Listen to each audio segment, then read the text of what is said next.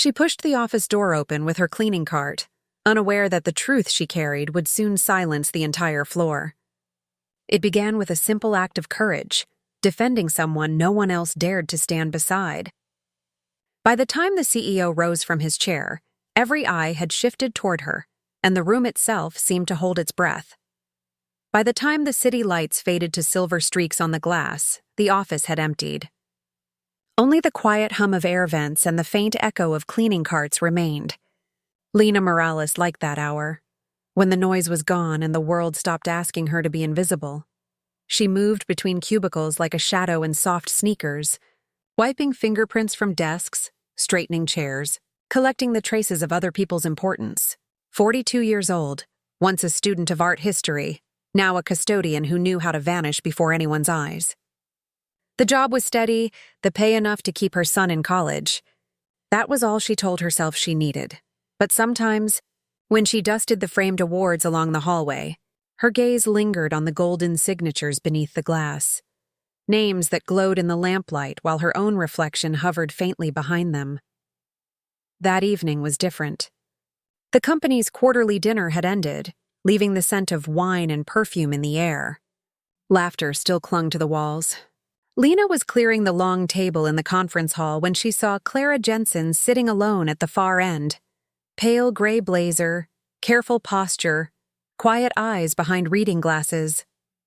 The oldest manager in the building and the only one who ever greeted Lena by name. "You can leave that side," Clara said gently.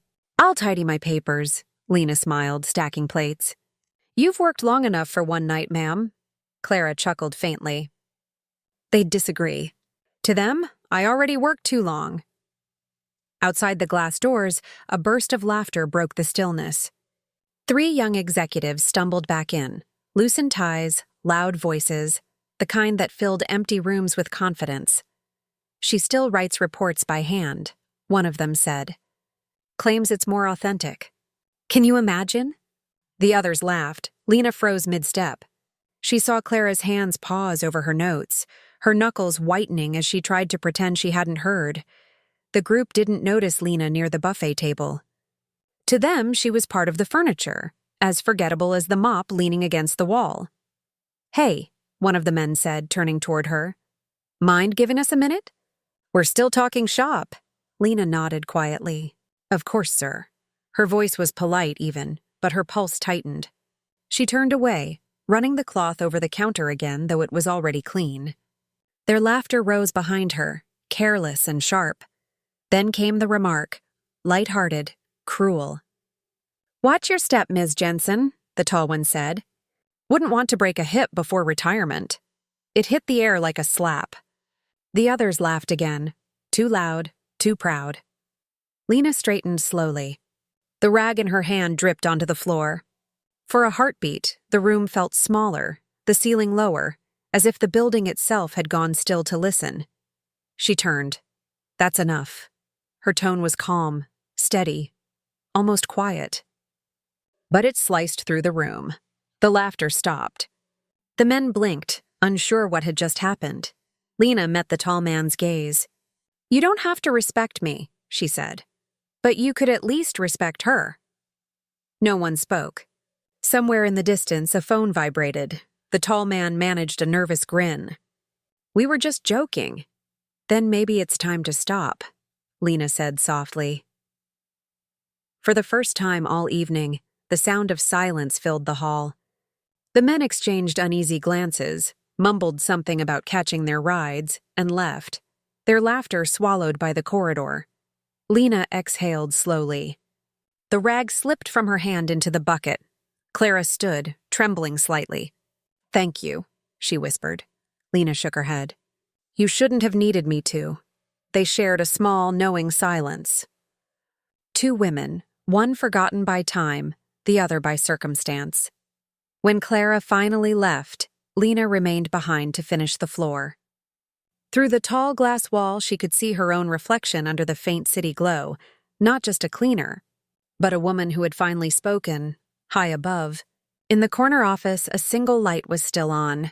Behind that glass, someone had witnessed everything, and by morning, That light would turn her quiet act into something no one in the building could ignore. Morning came wrapped in soft gold and paper coffee cups. The office returned to its rhythm, keyboards tapping, phones ringing, shoes echoing over the marble floor. Lena moved through it all as she always did, quiet and precise. Only today, something in the air felt different, as if the walls themselves were whispering her name. She didn't know that the CEO, Thomas Weller, had been in his office the night before, reviewing quarterly reports when her voice had carried through the vent system and down the hall. He hadn't seen her, but he had heard the calm defiance in her words, the kind of tone that made people listen without knowing why. It had kept him awake long after the building went dark. By noon, an unexpected message arrived through the cleaning department. "Mr. Weller would like to see you." Lena thought it must be a mistake. People like her didn't get called upstairs. She smoothed her uniform, checked her hands for dust, and took the elevator to the top floor. The ride felt endless. The doors opened to silence and the faint scent of cedar and coffee. Weller stood by the window, a tall figure in a charcoal suit, the city sprawling beneath him. He turned when she entered, his expression unreadable. "Ms. Morales," he said, gesturing toward a seat. "Please sit." She stayed standing. "If this is about last night, it is," he interrupted gently. "I watched part of it." Lena's heart skipped. "Then I apologize. I shouldn't have spoken like that." "On the contrary," Weller said, folding his hands. "You reminded me what this place is supposed to stand for." For a long moment, he studied her, not as staff, but as if trying to solve a mystery. "You've worked here how long?" 3 years, she said. "Mostly evenings," he nodded. "And in all that time, no one has ever mentioned that you hold a teaching certificate?" Lena blinked. "How do you—" He smiled faintly. "I read your old application file this morning. You studied art history. Top of your class." Her face warmed. "That was another life. I had my son. I couldn't finish the degree." "You did what you had to do," he said. "That's not failure, Ms. Morales. That's responsibility." She didn't know what to say. Weller stood and crossed to the bookshelf, taking out a slim folder. "I've been planning a new internal initiative, an ethics and employee development program. We need someone grounded, practical, who understands dignity from the ground up. Someone like you." Lena stared at the folder. "Sir, I'm a cleaner." "You were last night," he replied, his voice calm. "But today you're the reason people here are talking about respect instead of numbers." He handed her the folder. "It's a part-time role to start. Training sessions, communication workshops. You'll still keep your hours if you wish, but you'll be teaching too." Her throat tightened. "Why me?" "Because you spoke when others stayed silent," he said simply. "And because this company could use more of that." The sunlight shifted, casting lines of gold across the glass walls. For the first time in years, Lena didn't look away from the reflection in front of her. She nodded slowly. "I'll try my best." "I know you will," Weller said. "And Ms. Morales, thank you for reminding us what integrity looks like." 2 weeks later, the break room filled with quiet laughter as Lena stood at the front of a small group. Managers, interns, assistants, all listening as she spoke about workplace respect. Her voice still trembled at times, but her words carried warmth, not anger. Clara sat near the back, a proud smile softening her features.